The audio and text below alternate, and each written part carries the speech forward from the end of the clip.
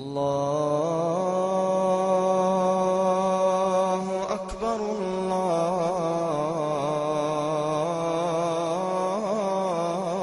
الله أكبر الله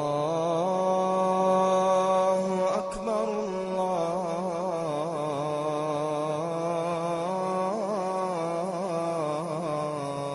أكبر. الرجيم. بسم الله الرحمن الرحيم. الحمد لله رب العالمين وصلى الله وسلم على نبينا Muhammad wa ala alihi wa sahbihi ajma'in. Chers frères, chères sœurs, assalamu alaikum wa rahmatullahi wa barakatuh. Louange à Allah subhanahu wa ta'ala, le Seigneur des mondes, qui dans sa grâce et sa miséricorde nous donne l'occasion d'être là ce soir pour continuer notre causerie et notre commentaire sur le verset du trône, Ayatul Kursi, le 255e verset de la sourate 2, la vache, commentaire introduit hier par d'abord la lecture du verset, des 10 versets, et ensuite nous avons abordé les mérites et les bienfaits que ces versets-là comportent. Et ensuite nous avons fait les commentaires des 10 parties de ces versets-là. Nous avons dit qu'il y a 10 parties indépendantes. Et nous avons pris partie par partie jusqu'à la fin des commentaires. Et ce soir, par la grâce d'Allah subhanahu wa ta'ala, nous allons tirer la conclusion. Qu'est-ce que nous pouvons retenir de tout ce que nous avons dit, chers frères, chères sœurs, à propos de ces versets nobles. Et pour commencer, nous avons dit hier, et nous retenions que ce verset Ayatul Kursi est le meilleur des versets du Coran. C'est le chef. C'est le prophète sallallahu alayhi wa sallam lui-même qui nous l'a enseigné, que toute chose a un chef, a un commandant. Et que le commandant, le chef des versets du Coran, est Ayatul Kursi. Et c'est pour cela que lorsque Allah subhanahu wa ta'ala a voulu révéler ces versets, transmettre ces versets au messager sallam, il n'a pas laissé le soin à Jibril seul d'envoyer ces versets. Jibril a été accompagné par une forte délégation d'anges. Donc les versets, non seulement c'est une verset nocturne, c'est venu nuitamment sur le messager sallam et escorté par des anges pour montrer la valeur et l'importance de ces versets dans notre vie, chers frères, chères sœurs. Et nous demandons à Allah subhanahu wa ta'ala qui nous donne les mérites de ces versets-là et qui nous inspire les bienfaits de ces versets dans notre vie quotidienne. Donc, alhamdulillah, aujourd'hui, pour aborder la dernière partie, nous allons dire que pourquoi Ayatul Kursi a tous ces mérites-là, a toute cette importance-là auprès d'Allah subhanahu wa ta'ala. Premièrement, parce que ça regorge des attributs et des superlatifs d'Allah subhanahu wa ta'ala et que Allah aime entendre constamment. Dans Ayatul Kursi, qu'est-ce qu'on retrouve? Premièrement, ça met en relief la seigneurie. Quand je dis Allahu la ilaha illa huwa, donc c'est le Seigneur. C'est lui seul qui mérite d'être adoré parce que c'est lui seul qui est à la base de la création. Et Allah aime entendre ça. Donc c'est pour cela Allah aime les versets dans lesquels ces superlatifs sont constamment récités. Par exemple, il y a ces versets, il y a aussi les derniers versets de Suratul Hashr, l'Exode, hein, où Allah subhanahu wa ta'ala nous dit هو الله الذي لا إله إلا هو عالم الغيب والشهادة هو الرحمن الرحيم هو الله الذي لا إله إلا هو الملك القدوس السلام المؤمن المهيمن العزيز الجبار المتكبر سبحان الله عما يشركون. Hey. Donc ce sont des attributs qu'Allah aime entendre. Donc il aime ces parties-là, principalement dans le Coran. Et ensuite, la sourate 112, sourate al-Ikhlas, Qul huwa Allah. Voyez? Donc, il aime qu'on récite ces sourates-là dans la prière, dans nos invocations constamment, parce que, comme je l'ai dit, ça met en relief ses qualités, ses attributs, ses superlatifs. Donc, parmi lesquels il y a al-Ilahiyya, la seigneurie. Ça, c'est le premier point. Le deuxième point qu'on retient encore, ça met en relief l'unicité d'Allah subhanahu wa ta'ala. Vous voyez qu'il est unique dans l'adoration. La ilaha illa huwa al-hayyul qayyum. Illa huwa, sauf lui seul. Et il aime entendre ça. Et ensuite, ça met en relief également la vie. Hein? Quand il dit Allahu la ilaha illa huwa al-hayyu al-qayyum, le vivant, une vie qui n'a ni début ni fin. Vous voyez? Donc quand tu récites ça, tu répètes ça, alors ça plaît à Allah subhanahu wa ta'ala. Cela te permet d'avoir l'agrément de Dieu. Donc voilà quelques attributs que nous pouvons relever. Et ensuite, il y a al-ilm, la science incommensurable, illimitée d'Allah subhanahu wa ta'ala.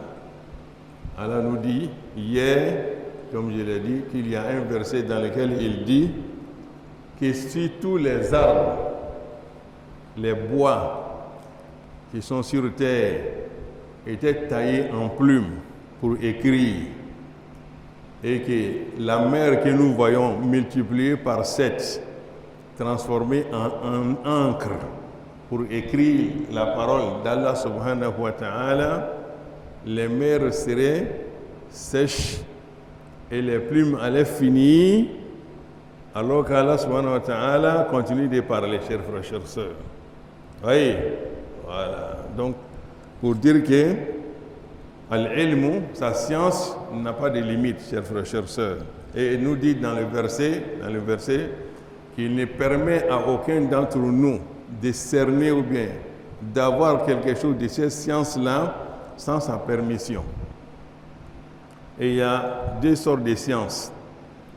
Il y a lui-même la connaissance qu'on appelle al-ilm, qu'il donne à qui il veut, ou bien la connaissance de son essence lui-même et de ses attributs. Et il donne cela aussi à qui il veut, selon les limites qu'il veut, chers frères, chers sœurs. Donc tout cela relève de sa science incommensurable. Et ensuite, on a également la royauté, qui est aussi citée dans le verset.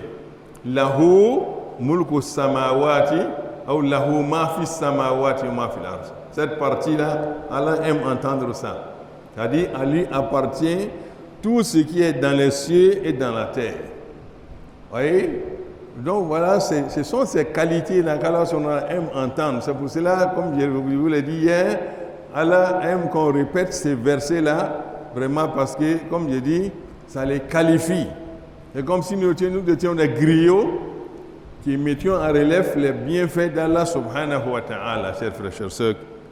Donc la louange qui n'a pas de limite. Et ensuite, parmi les superlatifs également, il y a Al-Qudra, le pouvoir sans limite, l'omnipotence d'Allah subhanahu wa ta'ala. Voyez, donc quand vous récitez Ayatul Kursi, c'est tout ce que vous retrouvez. Et à la fin, sa volonté, sans limite également. Ah, donc voilà, chers frères, chers sœurs, quelques effets que nous avons, chers frères, chers sœurs, qui mettent en relief ces versets. Donc, en un mot, c'est l'unicité vraie d'Allah subhanahu wa ta'ala qui est citée dans ces versets, qu'on retrouve dans ces versets. Al-imanu billah al-khalis. L'unicité vraie. C'est pour cela que nous allons voir parmi ces impacts, ces effets spirituels sur nous, c'est que ça renforce la foi en nous. C'est-à-dire quand tu récites ça, en comprenant les sens, ça ne fait que renforcer la foi en toi, al-iman. Et ça ne fait que renforcer également la sérénité. C'est-à-dire que tu es serein. En récitant le verset, ça t'enseigne, ça t'inculque la sérénité, la quiétude. Parce que tu sais que tout dépend d'Allah subhanahu wa ta'ala et tout est dans la main d'Allah subhanahu wa ta'ala. Donc voilà ce qu'on peut retenir premièrement de ces versets. Et maintenant on continue, chers frères et chères sœurs, avec les bienfaits de cette sourate-là, comme nous l'avons dit hier. Deuxièmement, après cela, c'est une protection pour chacun d'entre nous contre le Satan. Ça nous protège. Donc il faut les lire pour toi-même, en te couchant, en sortant, dans toutes les circonstances, il faut les lire. Et en se couchant, principalement, il faut les lire. Et s'il y a des enfants qui ne peuvent pas les réciter, il faut lire ça dans ta main. Tu souffles dans ta main et tu masses les enfants. C'est un massage spirituel. Les enfants qui sont avec vous, nos mamans, en voulant vous coucher la nuit, soyez en ablution, faites votre ablution et récitez les versets pour vous-même et récitez aussi une deuxième fois et faites les souffles dans votre main et faites un massage pour les enfants. Ça protège les enfants contre les esprits maléfiques. Et comme je l'ai dit hier, Abu Huraira, qui était le gardien des offrandes, des sacrifices du Messager sallam, a capturé un voleur, un djinn, qui venait subtiliser, voler les offrandes de Ramadan. Et lorsque Abu Huraira a voulu l'envoyer chez le Messager sallam, il a su qu'en l'envoyant chez le Messager, il sera découvert. Et il a dit, laisse-moi moyennant quelque chose. Voilà ce secret que je te donne. Il dit, en te couchant la nuit, il faut réciter ça, ça te protège contre les djinns, contre les satans. Et Abu Huraira est venu raconter ça au Messager sallam. Et il nous a dit, oui, c'est vrai, c'est un shaitan qui est un menteur professionnel, mais ici, là, il a dit vrai. Oui. Donc, pour vous dire, chers frères, chères sœurs, que lorsque vous voulez aller au lit, récitez ces versets. Après, bien sûr, l'avoir récité une fois la Sourate al-Fatiha. Vous commencez par Sourate al-Fatiha, une fois, et le verset du trône, une fois, et il y a les deux derniers versets de Sourate al-Baqarah. Si vous connaissez ça aussi, vous ajoutez ça dessus. Et ensuite, on continue, on vient dans Sourate al-Ikhlas, Qul huwa Allah, 3 fois, Qul a'udhu bi rabbil falaq, 3 fois, bi rabbin nas, 3 fois. Alhamdulillah, c'est largement suffisant, chers frères, chères sœurs. Donc, Allah nous facilite la mise en pratique de tout cela. Donc, celui qui récite ces versets avant de se coucher, Allah subhanahu wa ta'ala lui accorde la protection jusqu'au matin. Et ensuite, celui qui veut accéder rapidement au paradis, qui veut le paradis, qu'il s'approprie également ces versets. Le Messager sallam nous dit que celui qui récite ces versets-là, après chaque prière canonique, il dit qu'il y a un lien entre lui et le paradis sauf la mort. C'est la mort qui sépare ces derniers-là du paradis, chers frères, chères sœurs. Donc c'est pour cela, c'est une sunnat recommandée après chaque prière obligatoire. Il faut lire au moins Ayatul Kursi pour avoir le paradis. Et chers frères, chères sœurs, qu'Allah nous accorde le paradis. Et on continue donc pour dire quels sont les moments propices. Voilà, on vient maintenant au moment propice pour lire ces versets, pour réciter ces versets. Les moments propices et favorables. Il y a premièrement, après les 5 prières canoniques, retenez ça, après chaque prière canonique. Et deuxièmement, avant d'aller au lit, avant de se coucher. Et troisièmement, le matin, en sortant de chez vous, il faut les lire. En partant en ville, en montant dans votre voiture, en embarquant, il faut les lire également. Et après votre retour, en rentrant à la maison, lisez Ayatul Kursi une fois, en rentrant chez vous. Ça purifie la maison et ça fait dégager les mauvais esprits et ça prépare la maison pour vraiment une vie spirituelle agréable. Et comme je l'ai dit, après tout cela, on peut les lire comme une recette. Comme on lit la salat 100 fois, la 100 fois, et aussi on peut les lire constamment.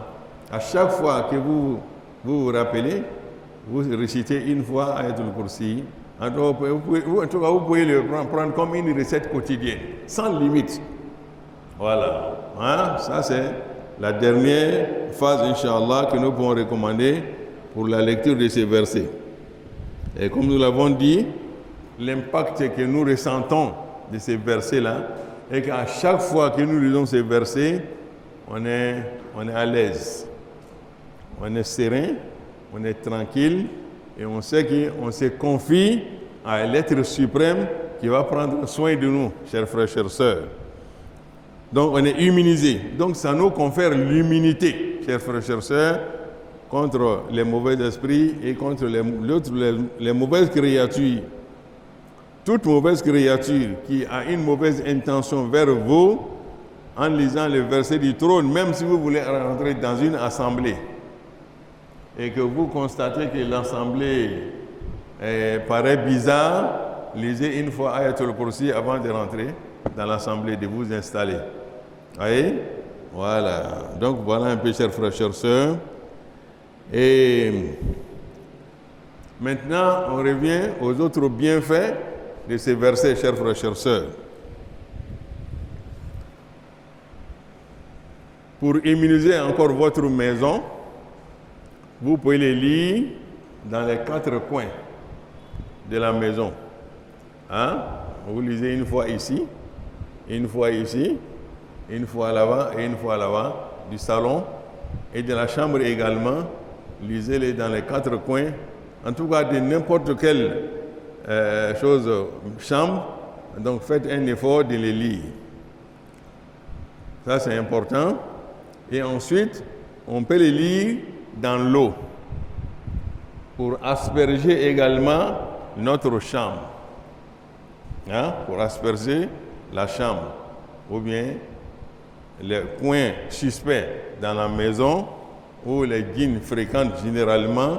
Donc on peut les lire également pour asperger ces parties-là, chers frères, chères sœurs. Donc voilà, parmi les bienfaits que nous pouvons relever, chers frères, chères sœurs, donc de ces versets-là, voilà quelques bienfaits. Et ensuite, on vient maintenant aux soins. C'est un traitement pour ceux qui sont éprouvés par la possession des djinns ou bien qui se sentent bizarres. Donc c'est un traitement pour vous également.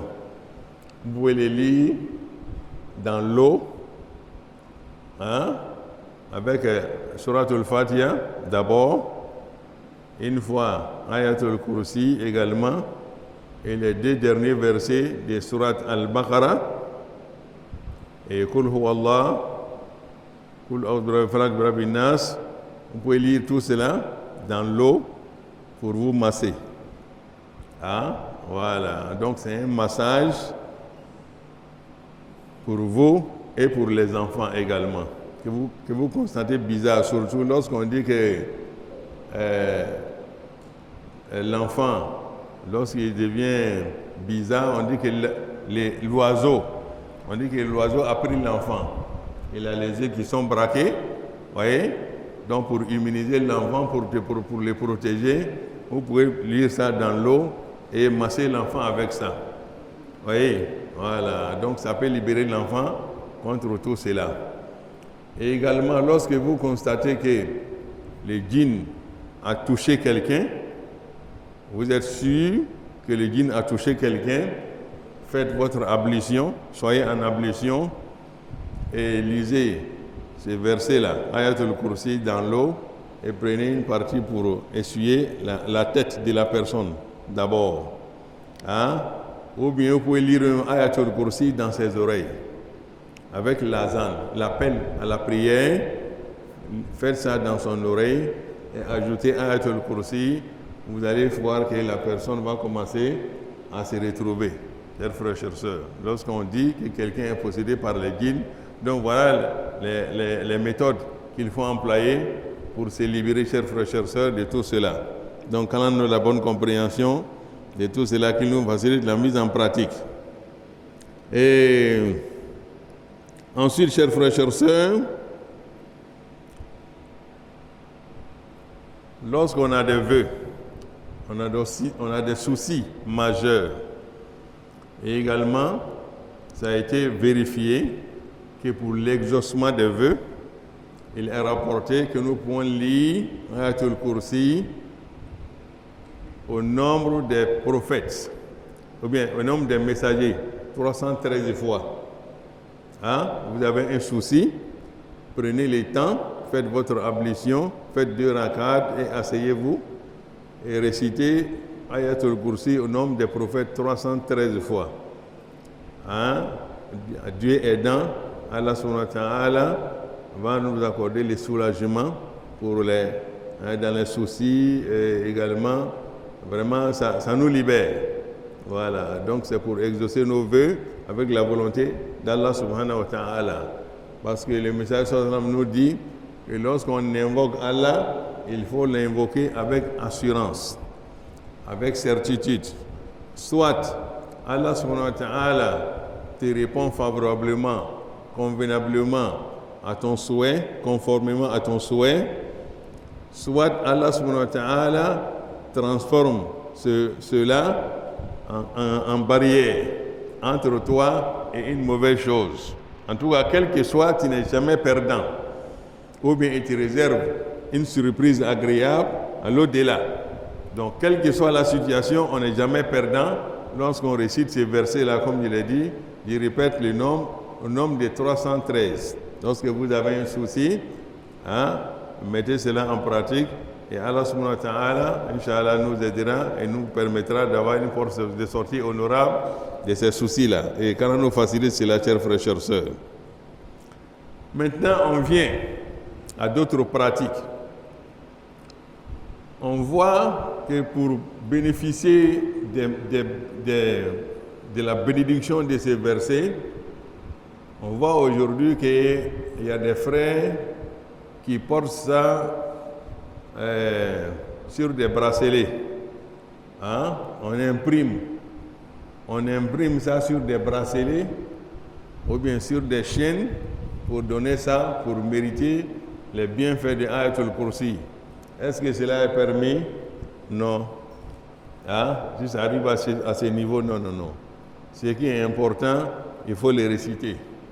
Ah, voilà, il faut les réciter constamment. Le Coran est venu pour être lu. Voilà. Donc, ce n'est pas pour une question d'ornement.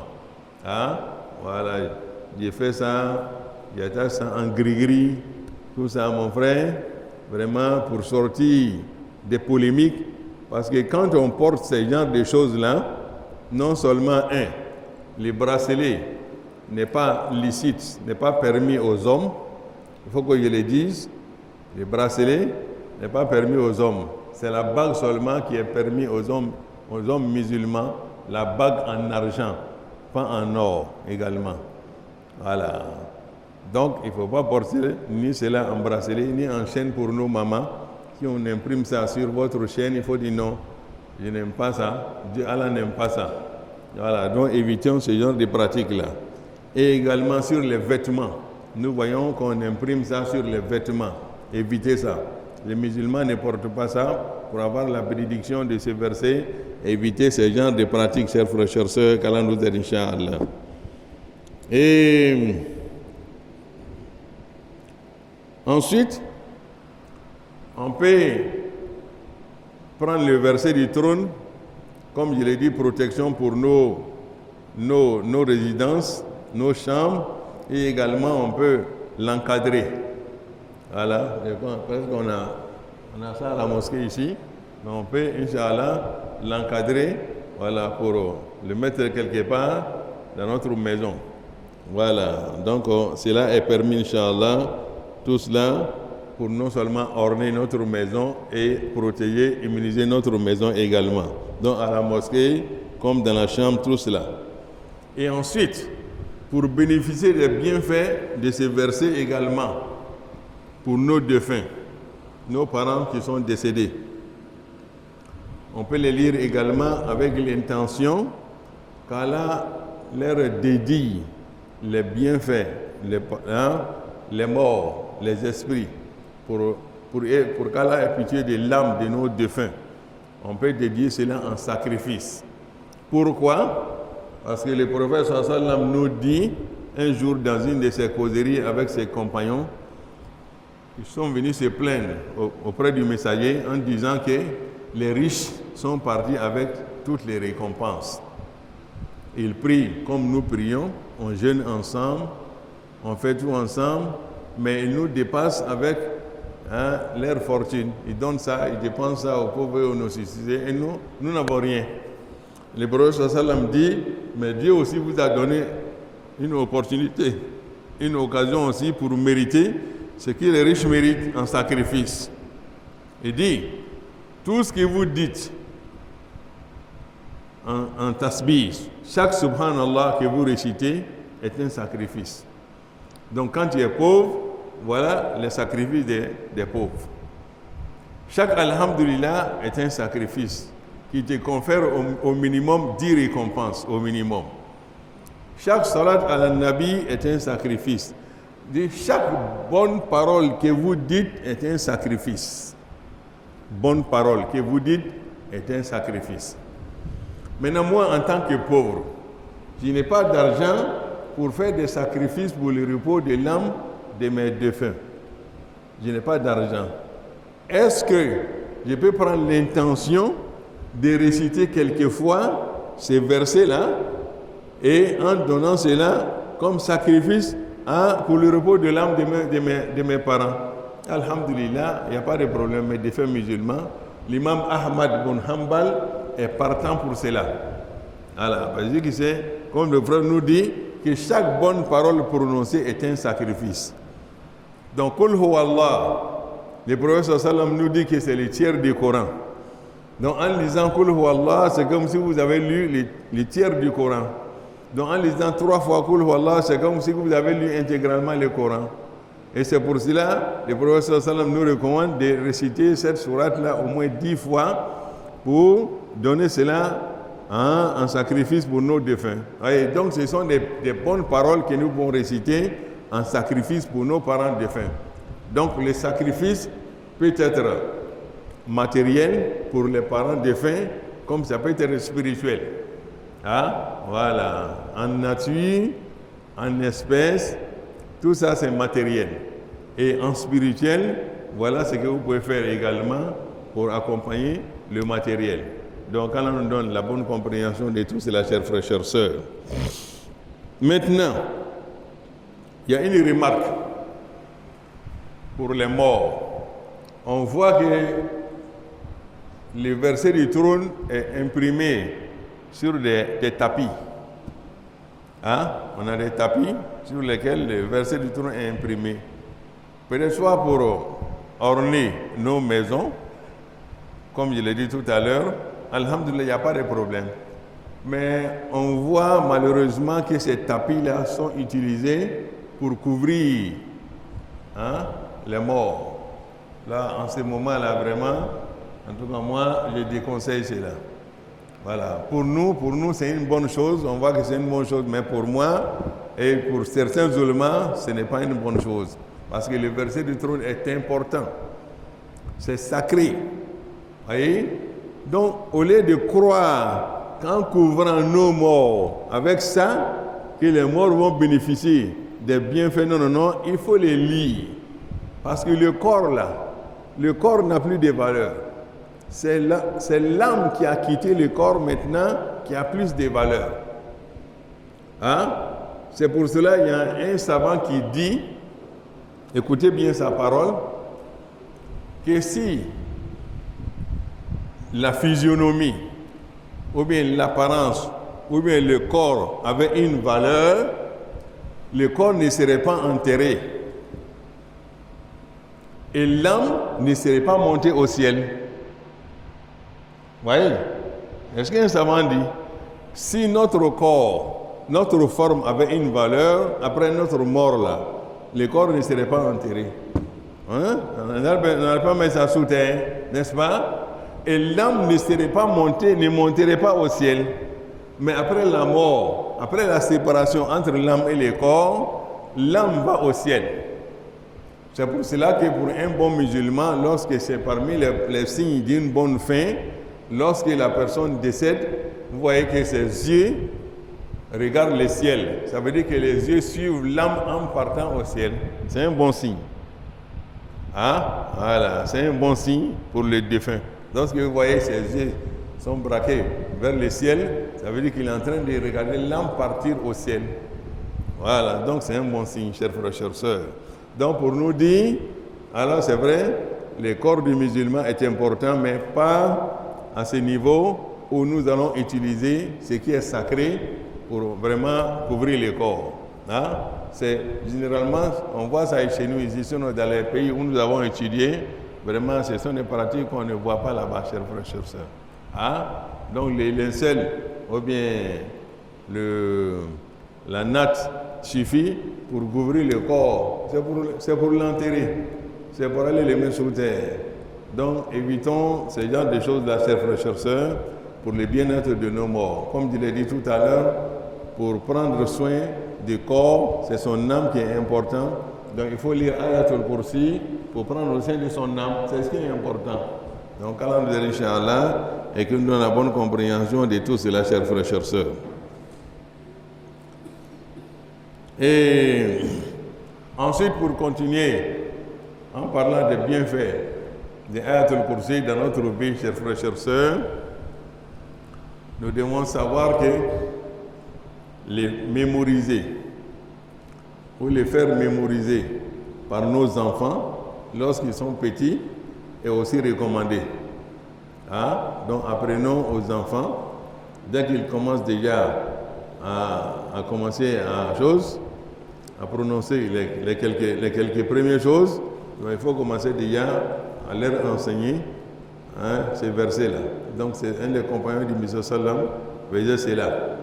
Voilà, donc il faut commencer à enseigner à l'enfant les versets du trône pour que ça soit parmi les premières choses qu'il mémorise. Parce que lorsque l'enfant arrive à mémoriser le verset, ça lui donne une ouverture d'esprit. Ça illumine son esprit.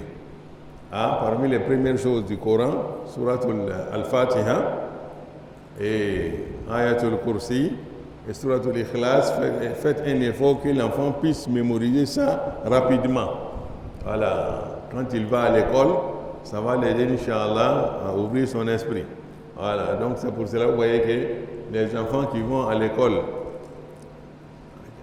coranique, qui apprennent le Coran et qui vont à l'école occidentale, vous voyez comment l'ascension est rapide. Hein? Ils vont de façon fulgurante parce que l'esprit est préparé, l'esprit est dégagé, est éclairé et illuminé par ces versets-là. Donc faisons un effort, Inch'Allah, d'enseigner cela à nos enfants et Inch'Allah, ça va leur permettre, Inch'Allah, d'être sous la protection d'Allah subhanahu wa ta'ala et sous son éclairage. Donc, chers frères, chères sœurs, donc voilà, en gros, ce que nous pouvons retenir vraiment de ces versets, comme je l'ai dit tout à l'heure. Donc, ça met en relief l'unicité absolue d'Allah subhanahu wa ta'ala, sa royauté, son omnipotence et sa maîtrise de toutes les situations et sa grandeur. Comme nous l'avons dit hier, vers la fin du verset, il dit « Wasi'a kursiyyuhu samawati wal ard ». Et nous avons parlé du trône. Et nous avons dit qu'il y a deux trônes. Et le kursi est la partie inférieure du trône d'Allah subhanahu wa ta'ala et la partie supérieure c'est le arsh. Pour montrer comment Allah subhanahu wa ta'ala est dense dans sa royauté, le Messie sallam nous dit dans un hadith authentique que le kursi par rapport au ciel, aux cieux et par rapport à la terre, il dit lorsque on jette une pièce, comme je l'ai dit hier, de 100 francs ou bien de 50 francs dans la forêt et qu'on te dit d'aller chercher la pièce dans la forêt, tu auras des difficultés à la voir. C'est de cette même manière-là que les cieux et leur contenu et la terre et leur contenu également sont par rapport au kursi. C'est-à-dire sont insignifiants par rapport à la grandeur du kursi. Et ce kursi-là, qui est, comme je l'ai dit, la partie inférieure du trône. Et maintenant, par rapport au arche, le kursi également, par rapport au arche également, est semblable à une pièce de 100 francs qu'on jette également dans la forêt et qu'on te dit d'aller chercher. Le kursi par rapport au arche. Pour nous montrer la grandeur d'Allah subhanahu wa ta'ala, chers frères, chers sœurs. Donc pour nous dire que le Coran que nous avons, le Dieu que nous avons est un Dieu sublime, majestueux, dont le pouvoir n'a pas de limite, chers frères, chers sœurs. Et nous, en tant que musulmans, on est fiers de cela, chers frères, chers sœurs. C'est pour cela d'ailleurs que vous n'allez voir parmi les livres qui ont été révélés, les livres qui ont été révélés par Allah subhanahu wa ta'ala, l'évangile, la Taurat, les psaumes de David, aucun de ces livres-là ne contient un verset semblable à Ayatul Kursi. Hein? Donc ça fait partie des spécificités du Coran. Ayatul Kursi n'a été révélé dans aucun de ces livres-là, révélé avant le Coran. Donc ça fait partie de nos spécificités, nous en tant que musulmans, chers frères, chers sœurs. Et même d'ailleurs, les disciples des autres religions qui lisent notre Coran, quand ils voient la sourate al-Fatiha, ils sont sublimés. Hein? Ils sont dépassés, le contenu de sourate al-Fatiha. Et également le contenu de Ayatul Kursi, ils sont dépassés parce que ça montre que c'est divin. Aucune créature ne peut imaginer cela. Ça montre que c'est divin et ça montre que ça a de la valeur, chers frères, chers sœurs, auprès d'Allah subhanahu wa ta'ala. Et nous, on doit être fiers de cela. Donc c'est pour cela que nous sommes invités constamment à répéter cela dans notre vie. Donc Allah nous facilite la récitation de ces versets-là et qu'il nous permette, Inch'Allah, de tirer des profits de ces versets et d'être protégés, comme je l'ai dit, d'être immunisés constamment avec ces versets, d'être éclairés constamment dans les versets. Et lorsque vous êtes constant dans la lecture de ces versets jusqu'à votre mort, vous devez savoir que ce verset-là va vous accompagner dans la tombe. Va habiter avec vous dans la tombe. Hein? Ça aussi, ça fait partie des enseignements que le prophète sallam nous donne. Il y a ça, il y a Surat al-Mulk, les versets, les chapitres de la royauté. Après l'appel à la prière, on va résumer cela et puis on va revenir en Djoula sur tout ce que nous avons dit. Allah ka fam yako imandam. Donc nous terminons sur ceci pour dire que parmi les choses qui vont nous tenir compagnie dans notre tombe, il y a nos bonnes œuvres. Le Messager sallam nous dit, quand on est enterré, la tombe s'illumine avec les bonnes œuvres, la prière, le jeûne, tout ce que vous faites dans ce bas monde comme spirituel sera matérialisé dans la tombe, chers frères, chers sœurs. Tu vas voir ta prière venir te tenir compagnie, te rendre joyeux en attendant les derniers jours.